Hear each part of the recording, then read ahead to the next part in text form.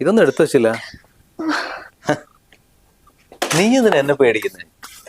ഞാൻ ആ സമയത്ത് അങ്ങനെ നിന്നോടങ്ങനെ പെരുമാറി എന്നുള്ളത് ശരിയാണ്. അതോർത്തിട്ട് ഇങ്ങനെ പേടിക്കാനൊക്കെ ഉണ്ടോ? ബാക്കി എല്ലാവരും വെറുതെ അങ്ങനെ സംസാരിച്ചിട്ട് പോയി. അത് കേൾക്കാൻ ആർക്കും വലിയ താല്പര്യമൊന്നും ഇല്ലായിരുന്നു. ഞാൻ കയറി സംസാരിച്ചപ്പോണ്ടല്ലോ എല്ലാരും മിണ്ടാട് നിന്ന് ചെവി ഇങ്ങനെ കൂർത്ത് ഞാൻ എന്താ പറയുന്നത് കേൾക്കാൻ വേണ്ടി. അങ്ങനെ സ്റ്റേജിൽ നിന്ന് ഏകദേശം ഒരു 10-15 മിനിറ്റ് അടിച്ചു പൊളിച്ചങ്ങോട്ട് സംസാരിച്ചു. ഞാനും നോക്കേണ്ട ആൾക്കാരെന്താ ചെയ്യുന്നത്. അവരൊക്കെ ഇങ്ങനെ പുറകിലേക്ക് തിരിഞ്ഞെന്നവർക്ക് ഇങ്ങോട്ട് ഫ്രണ്ടിലേക്ക് വന്ന് നിൽക്കുക, ഞാൻ പറഞ്ഞത് കേൾക്കാൻ വേണ്ടിയിട്ടേ. അത് കഴിഞ്ഞപ്പോ എല്ലാവർക്കും പ്രസംഗം ഇഷ്ടമായെന്ന് എനിക്ക് മനസ്സിലായി.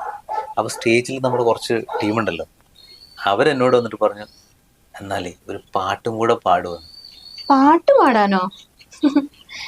നിങ്ങളോടോ? അതെന്താടി, ഞാൻ പാട്ടുപാടി ശരിയാവില്ലേ? അങ്ങനെയൊന്നുമില്ല, ശരിയൊക്കെ ആവും. അല്ല, ഏത് പാട്ടാ പാടിയേ? അതെന്താന്നറിയോ, നിനക്കേ എന്റെ കഴിവ് മനസ്സിലാക്കാനുള്ള കഴിവില്ല. അതുകൊണ്ടാണ് നീ ഇപ്പൊ ഇങ്ങനെ സംസാരിച്ചത്. എടി, ഞാൻ സ്റ്റേജിൽ കയറി പാട്ട് പാടിയുണ്ടല്ലോ, അവിടെയുള്ള ജനങ്ങൾ മൊത്തങ്ങോട്ട് ഇളകി. ഇത് രസമായിരുന്നു അറിയാം. അവിടെ കയ്യടിയും ബഹളവും ഒച്ചപ്പാടും. ഓ, അത്രയ്ക്ക് ഇഷ്ടപ്പെട്ടു അവർക്കൊക്കെ. പക്ഷെ ഞാൻ ഇതുവരെ നിങ്ങൾ പാടി കേട്ടിട്ടില്ലല്ലോ. ഒന്ന് പാട്. നിന്റെ മുന്നിൽ പാടിയിട്ട് എനിക്ക് ആളാവൊന്നും വേണ്ട. എന്നാലും ഞാൻ പാടാം. ഞാൻ അവിടെ പാടി പാട്ടിട്ടോ. പൊന്നിൽ കുളിച്ചു നിന്നു ചന്ദ്രികാവസന്തം, ആ പാട്ട്. ഗന്ധർവഗായകന്റെ ചന്ദ്രവീണ പോലെ. നീ എന്തൊരു ചിരിക്കുന്നത്? ഒന്നുമില്ലേ, പാട്. നിന്നെ കുറിച്ചു ഞാൻ പാടുമീ രാത്രിയിൽ ശ്രുതി ചേർന്നു മൗനം രാഗം.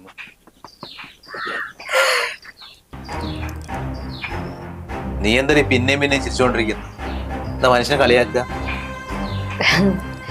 ഈ പാട്ട് കേട്ടിട്ടേ എല്ലാവരും നിങ്ങളെ പ്രൈസ് ചെയ്തായിരിക്കില്ല, കളിയാക്കിയതായിരിക്കും. നിങ്ങളാണെങ്കിൽ അതൊന്ന് മനസ്സിലാക്കാണ്ട് പിന്നെയും പിന്നെയും പാടിയില്ലേ. കളിയാക്കിയെന്നോ? എന്തിന്? അത്രയും പേർക്ക് അവിടെ ഇഷ്ടപ്പെട്ടതാ. പിന്നെ നിനക്കെന്താടി ഒരു പുച്ഛം?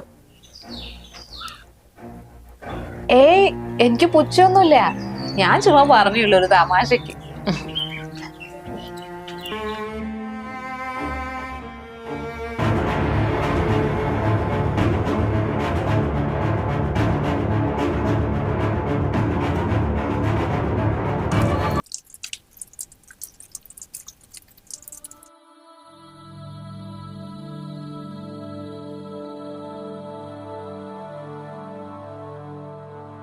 നീ എന്താടി മനുഷ്യനെ കളിയാക്കിട്ട് അവിടെ നിന്ന് ഇറങ്ങി വന്നേ? ഇതിനി വിട്ടില്ലേ, ഞാൻ ചുമ്മാ ഒരു ഫണ്ണിന് പറഞ്ഞല്ലേ. ഫണ്ണാ? എടി, സ്വന്തം ഭർത്താവിനെ കളിയാക്കുന്നതാണോ ഫണ്ണ്?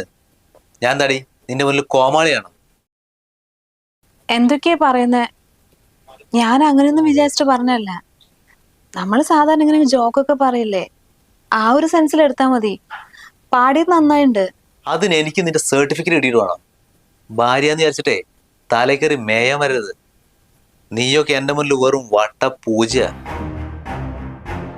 ഭർത്താവിനെ ബഹുമാനിക്കാൻ പഠിക്കും, എന്നിട്ട് എന്നോട് സംസാരിക്കാൻ വാ.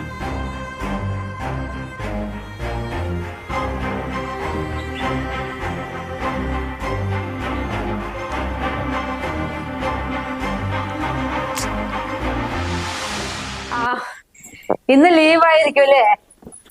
ഇതാരും അനുചേച്ചിയോ? ഇന്ന് ഞായറാഴ്ച അല്ലേ, ലീവാ. എല്ലാവരും ഉണ്ടാവുമ്പോണ്ട് ഞാൻ ഇപ്പൊ തന്നെ വന്നത്. പിന്നെ ഞാൻ ഒരു സ്റ്റിച്ചിങ്ങിന്റെ യൂണിറ്റ് തുടങ്ങിയിട്ടുണ്ട്. ഒരു 11 പെണ്ണുങ്ങളെ വെച്ചിട്ടാ നാളെ അതിന്റെ ഉദ്ഘാടനം. അതിനെ വിളിക്കാൻ വേണ്ടി വന്നതാ. ആഹാ, അത് കൊള്ളാലോ. 11 പേരെയൊക്കെ ഒപ്പിച്ചിട്ട് ഇത്രയും വലിയ പരിപാടിയൊക്കെ തുടങ്ങാൻ പോവല്ലേ? എന്തായാലും നന്നായി.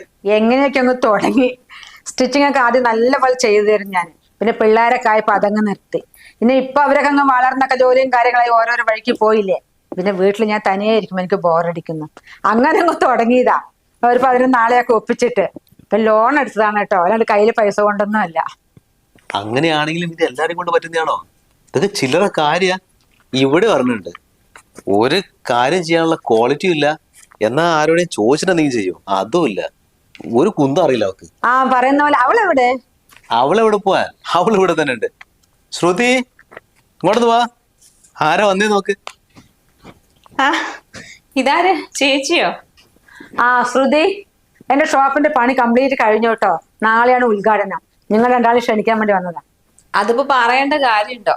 ചേച്ചി വിളിച്ചില്ലെങ്കിൽ ഞങ്ങൾ ഇവിടെ എത്തും. അല്ല, കുറച്ചുപേരൊക്കെ ജോലിക്ക് പറഞ്ഞു വെച്ചിട്ടുണ്ടായിരുന്നില്ലേ, അവരൊക്കെ വരുമല്ലോ അല്ലേ? ആ പറഞ്ഞ ആൾക്കാരെ മുഴുവനും കിട്ടി. ഇനിയിപ്പോ ഇതിന്റെ സ്റ്റിച്ചിങ്ങും കാര്യങ്ങളൊക്കെ നോക്കട്ടെ.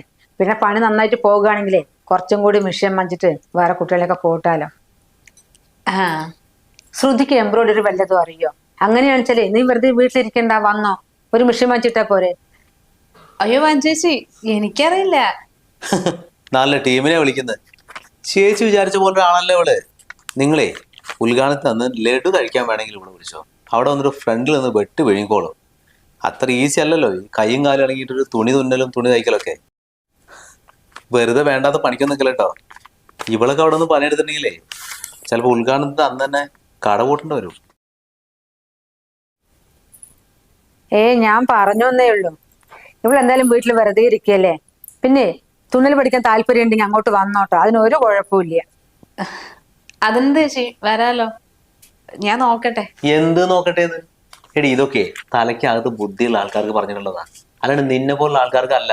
ഇപ്പൊ ചേച്ചി തന്നെ നോക്ക്, അത് ഈ വയസ്സിൽ കുട്ടികളൊക്കെ കല്യാണം കഴിച്ച് വേറെ സ്ഥലത്ത് പോയി. അപ്പോഴാണ് ഇത്രയും വലിയ ഷോപ്പും തുടങ്ങി ലോൺ എടുത്ത് കുറെ ആൾക്കാരെ വെച്ച് വലിയൊരു ബിസിനസ് തുടങ്ങാൻ പോകുന്നത്. നിനക്ക് ഇതൊക്കെ പറ്റുമോ? ഇവളെങ്ങനെയാണെന്നറിയോ, എന്നോടും ചേച്ചിനോടും ഇപ്പൊ ഈ സംസാരിക്കുന്നത് കാണണ്ട. പുറത്തിറങ്ങി കഴിഞ്ഞിട്ടുണ്ടെങ്കിൽ ഇവിടെ വായ തുറക്കില്ല. ഒരു ബാങ്കിലേക്ക് പോയിട്ടുണ്ടെങ്കിലോ ആരോടെങ്കിലും സംസാരിക്കണം എന്ന് പറഞ്ഞിട്ടുണ്ടെങ്കിൽ മുട്ടിങ്ങനെ വിറയ്ക്കും. അല്ല, അവളെ പറഞ്ഞിട്ടും കാര്യമില്ല. കല്യാണം കഴിഞ്ഞതിന് ശേഷമേ അവളുടെ എല്ലാ കാര്യങ്ങളും ഞാൻ തന്നെ ചെയ്തു കൊടുക്കണം. പിന്നെ അവൾ ഒരു കാര്യത്തിന് ഞാൻ ബുദ്ധിമുട്ടിച്ചിട്ടില്ല. പിന്നെ അവൾക്കതിന്റെ ആവശ്യമില്ല. അതൊരു ഭാഗ്യം തന്നെയാണ്. അവൾ നന്നായിട്ട് നോക്കുന്നുണ്ടല്ലോ. ചേച്ചി ഒരു കാര്യം അറിയാം, കല്യാണത്തിന് മുമ്പേ ഇവളുടെ വീട്ടിൽ നിന്ന് മാക്സിമം ഒരു 10 കിലോമീറ്റർ വരെ പോയാലായി. പിന്നെ കല്യാണം കഴിഞ്ഞതിന് ശേഷമാണ് ഞാൻ ഇവിടെ പുറം ലോകം കാണിക്കുന്നത്. കുറെ സ്ഥലങ്ങളിലേക്ക് കൊണ്ടുപോയി. ആദ്യമായിട്ട് ട്രെയിനിൽ കയറുന്ന തന്നെ കല്യാണം കഴിഞ്ഞിട്ടാ. അതിന് മുകളിൽ ട്രെയിൻ കണ്ടിട്ടോന്ന് എനിക്ക് സംശയം. പിന്നെ നല്ല നല്ല ഭക്ഷണം അതൊക്കെ ഇവിടെ വന്നിട്ടാണ് കഴിക്കുന്നത്, അല്ലാണ്ട് അവിടെ ഒന്നും ഉണ്ടായിട്ടല്ല. പിന്നെ ഇങ്ങനെയുള്ള ടീമിനൊക്കെ നമ്മൾ ബാങ്കിലേക്ക് പറഞ്ഞു വിട്ടിട്ടുണ്ടെങ്കിൽ ഇവിടെ അവിടെ ചെന്നിട്ട് എന്ത് കാണിക്കാനാ? പലത് അറിയേണ്ട സംസാരിക്കാനാണെങ്കിലും അവള് ബബ്ബാന്ന് പറഞ്ഞിട്ട് തിരിച്ചു വരും. ഇല്ലടാ, അങ്ങനെയൊന്നുമില്ല. ഞാനിപ്പോ ഇവിടെ എല്ലാം നല്ല രീതിയിൽ കുടുംബത്തിലെ കാര്യങ്ങളൊക്കെ നോക്കി ചെയ്യുന്നത് കൊണ്ടല്ലേ ഏട്ടന് കൃത്യമായിട്ട് ഓഫീസിൽ പോകാനും സമാധാനത്തോടെ ജോലി ചെയ്യാനൊക്കെ പറ്റുന്നേ. ഒരു കഴിവില്ലാന്നൊന്നും പറയരുത്. പിന്നെ എല്ലാ കുടുംബത്തിലും ആരെങ്കിലും ഒക്കെ ഉണ്ടാവില്ലേ ചേച്ചി ഇതുപോലെ സപ്പോർട്ട് ചെയ്യാൻ. പ്രത്യേകിച്ച് നല്ലൊരു പാർട്ണർ ഉണ്ടെങ്കിൽ പെണ്ണ് ലക്കിയായി. അങ്ങനെ ഒരാളുള്ളതുകൊണ്ടല്ലേ വഞ്ചേച്ചി ഇപ്പോ ഈ പ്രായത്തിൽ ഇതൊക്കെ തുടങ്ങിയത്. എനിക്കും സപ്പോർട്ട് കിട്ടിയാ ഞാനും അങ്ങനെയൊക്കെ ആവും. പിന്നെ ഞാനൊന്ന് ഇറങ്ങട്ടെ. നാളെ 10 മണിക്കാണ് ഉദ്ഘാടനം. നിങ്ങൾ 9:30 ആകുമ്പോഴേക്കും അവിടെ എത്തണേ. അത് ചേച്ചി ഞങ്ങൾ ഉറപ്പായിട്ട് വരാം.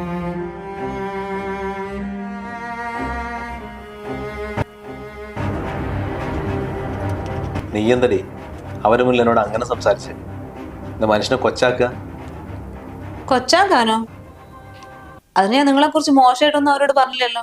നീ അല്ലടി പറഞ്ഞത് ഞാൻ നിന്നെ സപ്പോർട്ട് ചെയ്യുന്നില്ല, അതുകൊണ്ട് നിനക്ക് ഒന്നും ആവാൻ പറ്റുന്നില്ല. അത് ആ ലേഡീനെ അവരുടെ ഹസ്ബൻഡും കുട്ടികളും സപ്പോർട്ട് ചെയ്യുന്നതുകൊണ്ടാണ് അവർ എന്തൊക്കെയോ ചെയ്തിട്ട് ഈ നിലയിലെത്തിയത്.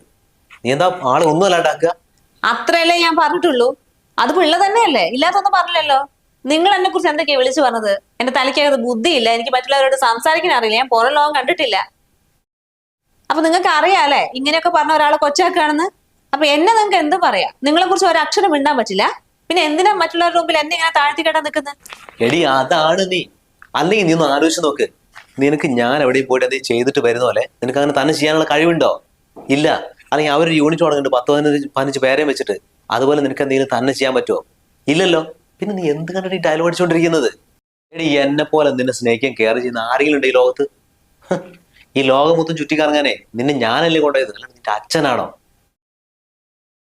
എടി നീ ആ സ്ത്രീനെ ഒന്ന് കണ്ട് പഠിക്കുക. ഈ പ്രായത്തും അവർ ഇങ്ങനത്തെ ഓരോ പണിക്ക് ഇറങ്ങണമെങ്കിലേ അവരെ ഭർത്താവിനെ കൊണ്ടോ അവരുടെ മക്കളെ കൊണ്ടോ ഒരു സഹായം അവർക്ക് ഉണ്ടാവില്ല. എന്നിട്ടും അവരവരുടെ ഭർത്താവിനെ കുറിച്ചോ ആരെ കുറിച്ചും ഒരു അക്ഷരം പോലും വേണ്ടിയില്ല. പക്ഷെ നീ എന്താ ചെയ്തത്? എന്നെ ഒരുമാതിരി തരം താഴ്ത്തിയാലും നീ സംസാരിച്ചത് അവരുടെ മുന്നിൽ. എടി, ഞാൻ നിന്നോട് എന്തെങ്കിലും പറഞ്ഞിട്ടുണ്ടോ? നീ എവിടെയെങ്കിലും പണിക്ക് പോയിട്ട് വല്ല ജോലിക്ക് പോയിട്ട് പൈസ ഉണ്ടായിക്കൊണ്ട് വന്ന്? ഇല്ലല്ലോ. നിനക്ക് വേണ്ട എല്ലാ കാര്യങ്ങളും ഞാൻ ചെയ്തു തരുന്നുണ്ട്. എന്നിട്ട് നിനക്ക് എന്റെ ഒരു വിലയില്ല അല്ലേ? നന്ദിയില്ലാത്ത വർഗം. ഇതിപ്പോ അതിന് ആദ്യമായിട്ടല്ലല്ലോ. ആര് വന്നിട്ടുണ്ടെങ്കിലും ഇതിൽ 100 കുറ്റങ്ങൾ ഉണ്ടാവും നിങ്ങൾക്ക് എന്നെ കുറിച്ച് പറയാനായിട്ട്. നിങ്ങൾ എന്നെ ഏത് ലോകമൊക്കെ കറങ്ങാൻ കൊണ്ടുപോയി. കല്യാണം കഴിഞ്ഞ് പിന്നെ 2-3 സ്ഥലത്തേക്ക് പോയി. അതന്നെയല്ലേ എന്നും ഇങ്ങനെ വിളിച്ചു പറഞ്ഞോണ്ടിരിക്കുന്നത്. ജോലിക്ക് ഞാൻ പോകാഞ്ഞിട്ടല്ലോ, നിങ്ങൾ വിടാഞ്ഞിട്ടല്ലേ. നിങ്ങളെക്കാളും കൊമ്പത്തെ ഞാൻ വലിയ എന്തോ ആകുന്നു വിചാരിച്ചിട്ട്. നിങ്ങൾക്ക് എന്നെ കുറിച്ച് എന്ത് വേണമെങ്കിലും പറയാം. നിങ്ങൾ അത്ര നല്ലവനായിട്ടാണോ എന്നെ കുറിച്ച് ഇല്ലാത്ത മുഴുവൻ അവരോട് പറഞ്ഞത്? നീ എന്തടി പറഞ്ഞ? ഞാൻ നല്ലവനല്ല. എല്ലാ കാര്യങ്ങൾക്ക് പറയുമ്പോ ഓരോന്ന് ചെയ്തു തന്നിട്ട് നല്ലവനല്ല. എന്താണ് ഞാൻ കുറിച്ച് വിചാരിച്ചത്? നീ പറഞ്ഞുണ്ടല്ലോ ഏറ്റവും മോത്തയായിട്ട് ഞാൻ നീ ഒറ്റ അടി ഇതിനോ കാരണം മര്യാദയ്ക്ക് സന്തോഷത്തോടെ സമാധാനത്തോടെ പോയതാ. അത് നശിപ്പിക്കാൻ വേണ്ടിയിട്ട് നീ നിനക്ക് ഞാൻ പോരല്ലേ? നിനക്ക് എന്തായി വേണ്ടേ? നിങ്ങൾ എന്തൊക്കെയാ കാണിച്ചു കൂട്ടുന്നത്? നിനക്കെന്നെ വിലയില്ല അല്ലേ? അവിടെ ഒരുമാതിരി മുതലക്കണ്ണീരുമായിട്ട് നിൽക്കുക, ഓരോ ഉളുപ്പുമില്ലാണ്ട്. നീ കരയടി, നീ കരയണം. നിന്റെ കണ്ണുനീരല്ലേ, അത് കാണുമ്പോൾ എനിക്കൊരു സുഖം. ഇത് കരയും.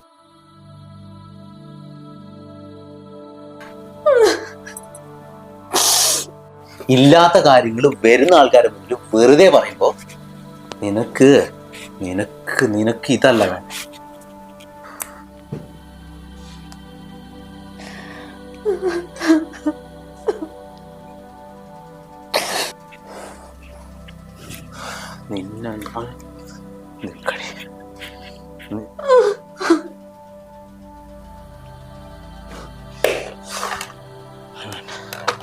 എനിക്കിതൊന്നും പോരാ.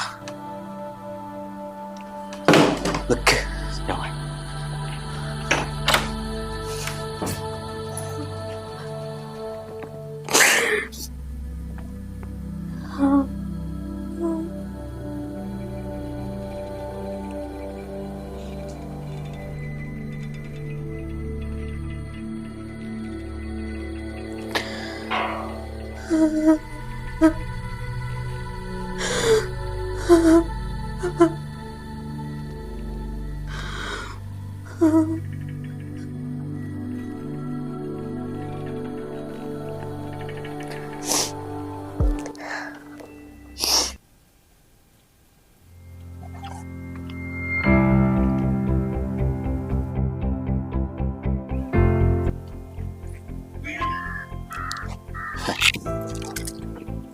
ഇതൊക്കെ രാവിലെ ഇട്ടാണല്ലോ. ഇത്ര നേരം എടുത്തു വെച്ചില്ല. നീ എന്തിനാ എന്നെ പേടിക്കുന്നേ? ഞാൻ ആ സമയത്ത് അങ്ങനെ നിന്നോടങ്ങനെ പെരുമാറി എന്നുള്ളത് ശരിയാണ്. അതോർത്തിട്ട് ഇങ്ങനെ പേടിക്കാനൊക്കെ ഉണ്ടോ? എടി പൊട്ടി പെണ്ണെ, ഞാൻ നിന്റെ ഭർത്താവാണ്. ഇതാണ് ഞാൻ നിന്നോട് പറഞ്ഞത്. നിനക്ക് ഒരു ബുദ്ധിയില്ലാന്ന്. എന്തേലും ഒന്ന് പറഞ്ഞിട്ടുണ്ടെങ്കിൽ അപ്പതാ എവിടെയെങ്കിലും ഒന്ന് കരഞ്ഞോണ്ട് അങ്ങോട്ടിരിക്കും. ഇതൊക്കെ ചെറിയ ചെറിയ കാര്യങ്ങളല്ലേ, അത്രയും വലിയ കാര്യങ്ങളാണ്. നീ ഒന്ന് ആലോചിച്ച് നോക്ക്. ഏതെങ്കിലും ഭാര്യമാര് നമ്മുടെ വീട്ടിലേക്ക് വരുന്ന ആൾക്കാരോട് സ്വന്തം ഭർത്താവിനെ കുറിച്ച് മോശമായിട്ട് പറയോ? ഇല്ലല്ലോ. നീ അങ്ങനെ ചെയ്തപ്പോ എനിക്കൊന്ന് വിഷമായി. അതുകൊണ്ട് ഞാൻ ജസ്റ്റ് ഒന്ന് നിന്നോട് സംസാരിച്ചു നല്ലുള്ളൂ, വേറൊന്നുമില്ലല്ലോ. അത് ഞാൻ ക്ഷമിക്കുകയും ചെയ്തു. പിന്നെ നിനക്കെന്താ കുഴപ്പം? ഇനിമേലിൽ നമ്മുടെ ലൈഫിൽ ഇങ്ങനത്തെ പ്രോബ്ലം ഉണ്ടാകാൻ പാടില്ല. ഒരു കാര്യം ചെയ്താൽ മതി, നമ്മുടെ വീട്ടിലേക്ക് വരുന്ന ആൾക്കാരോടെ നീ സംസാരിക്കണ്ട. നീ വായ തുറക്കുമ്പോഴാണല്ലോ ഓരോ മണ്ടത്തരങ്ങൾ എഴുന്നള്ളിക്കുന്നത്. അത് കേൾക്കുമ്പോൾ എനിക്ക് എന്തായാലും ദേഷ്യം വരും, നമ്മൾ തമ്മിൽ പ്രശ്നങ്ങളാവും. അത് ഒഴിവാക്കാം നമുക്ക്. നീ മിണ്ടാണ്ടിരുന്നാൽ മതി. അവരോട് സംസാരിക്കുന്ന ആരെങ്കിലും ഞാൻ സംസാരിച്ചോളാം, അത്രയല്ലേ ഉള്ളൂ. എന്തിനാ വെറുതെ പ്രശ്നങ്ങൾ ഉണ്ടാക്കാൻ നിൽക്കുന്നതന്നെ? ഞാനൊരു കാര്യം പറയട്ടെ. ഞാൻ എവിടെയെങ്കിലും ഒരു ജോലിക്ക് ശ്രമിച്ചോട്ടെ. ഇങ്ങനെ വീട്ടിലിരുന്നിരുന്നിട്ടെ ഞാൻ സത്യം പറഞ്ഞ നിങ്ങൾ പറഞ്ഞ പോലെ വേറൊരു വിഡ്ഢിയായി മാറുന്ന പോലെ ഉണ്ട്. പുറത്തൊക്കെ ഇറങ്ങി ആൾക്കാരോടൊക്കെ ഇടപഴകി തുടങ്ങുമ്പോൾ ചിലപ്പോൾ ഞാനും നല്ല രീതിയിൽ ചിന്തിക്കാനും സംസാരിക്കാനും ഒക്കെ പഠിക്കില്ലേ. അല്ലെങ്കിലും ഇങ്ങനെ എനിക്ക് വയ്യ. നല്ല കാര്യേ, ജോലിക്ക് ശ്രമിക്കാനോ എന്ന് പറഞ്ഞാൽ നിനക്ക് എന്നെ വിശ്വാസമില്ല. എടാ ഞാനില്ലേ നിന്റെ കൂടെ, നിനക്ക് സംസാരിക്കാനും പുറത്തു പോകാനും എന്ത് ചെയ്തു തരാനും. പിന്നെന്താ കുഴപ്പം? ജോലിക്കൊന്നും പോകേണ്ട ആവശ്യമൊന്നുമില്ല. അല്ലെങ്കിൽ ഈ ജോലി എന്നൊക്കെ പറഞ്ഞാൽ വലിയ റിസ്ക് ഉള്ള പരിപാടി. അത് നിനക്കൊന്നും ചെയ്യാൻ പറ്റില്ല. ഞാൻ തന്നെ ചെന്നിട്ട് അത്ര കഷ്ടപ്പെടുന്നുണ്ട്. അതിൻ്റെ ഇടയ്ക്കാണ് നീ കുറെ കാലമായിട്ട് വീട്ടിൽ ഇങ്ങനെ അടങ്ങി ഒതുങ്ങിയിരിക്കുന്നത്. നിനക്കതൊന്നും ചെയ്യാൻ പറ്റില്ല.